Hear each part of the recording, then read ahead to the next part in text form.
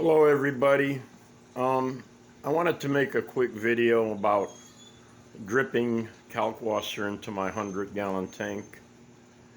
I wouldn't say this is a full-blown reef tank. I got a lot of soft corals, some leathers, looks like finger leather type coral there.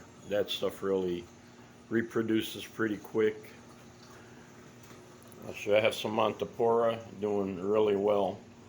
It really grows fast. And some Pulsonzenia, some more Montipora there. There's my leather corals. Anyway, back to the kalkwasser. I drip it into my sump really slow, 24/7. I don't, it drips constantly, but very slowly. My DKH is about 8.5, and I try and keep it there. And because if I don't drip it, I notice my alkalinity drops somewhat, not real quick, but like in a week, maybe a half a point. So I figure I drip it because I'm sure that some of it's getting used up in the tank from the corals. And also I believe just the biological process kind of lowers your alkalinity somewhat. But anyway, the guy was asking how I do that, and that's how I do it. I'm believe it or not, I'm still running a wet dry. And you know what, some people say they're nitrate factories. I disagree. My nitrate is very low. This tank's been up for quite a while. I had all these fish in a 90-gallon.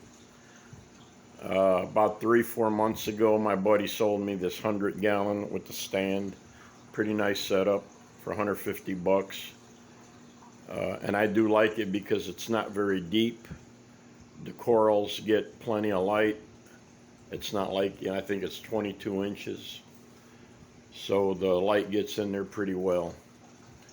But anyway, there's a lot of ways you can keep your alkalinity up. I mean, you could use calc, you could use 2-part, you could use a calc reactor.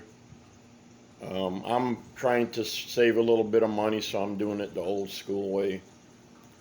I will be getting more corals. Money's a little tight due to the COVID, was slowing things down at work.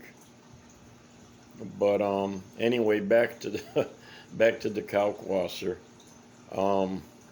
I like it. I mean, it's an old school method, but you know what? Some old ways work better than new ways, in my opinion. Just because people used to do this years ago does not mean it's bad, because it's not. But anyway, I'll show you the yellow tang here. I've had him since 2013. They're very expensive now, if you can even find one. The last one I seen was 350 bucks. That hippo tang, I got him in 2006, and he was a real little guy. And he's doing great. He's doing really well. And I'll just show a little bit more here. Some leather corals. Let's see here. Sorry about my dog whining here. Like I said, it's not really quite a full-blown reef tank. But as money gets a little bit better, I'll be adding. I want to get some SPS and you know, some of the harder to keep corals. Oh, one other thing I do, I also dose phosphate a little bit. I check it twice a week. I make sure I have some in the tank. I also make sure I have some nitrates in the tank, because there's been a lot of findings saying that you have to have both. But believe it or not, back in the day, let's say back in the 90s, they said you want to keep that out of your tank. You want to keep it kind of sterile. Well, you know, that's what the experts told us. But now they're telling us a little bit different. They're finding out more and more that corals do a little bit better with a little bit of phosphate and a little bit of nitrate. And I pretty much just keep traceable amounts, just so I see a little bit of color on the test kit. Like maybe, I think it's about 0.1 I keep mine. I don't think that's very high. Nitrate is really low also. But remember, people, if you want to keep some corals, keep a little bit of phosphate, a little bit of nitrate in your tank. You know, your alkalinity, keep it stable if you can, your calcium, temperature. That's one thing I do like about a bigger tank. You don't have big swings like a smaller tank, but they do well also, I mean, if you keep an eye on them. But a bigger tank just stays stable a little bit longer, temperature and all. And actually, though, I want to put more fish in here. As you can see, I only have these yellow tang, hippo tang. I got a couple clownfish.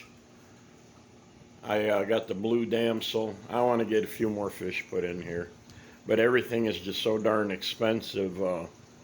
It seems like since the COVID hit, everything's went up sky high. So, you know, a little bit at a time. But anyway, here's another picture of the Monopora. And I believe this, I call it like a finger leather.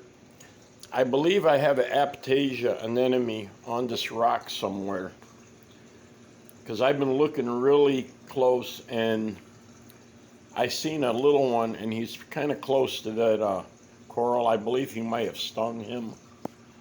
So I ordered some F. Aptasia. It's like some type of cement. You cover up the Aptasia and it just buries them in the hole and they don't never get out again. And I'm going to have to try some of that. Believe it or not, these two guys get into it. In a 100-gallon tank, they still bump heads. But anyway, thank you guys for watching. Hope the video helped you a little bit. Have a good day. Thank you.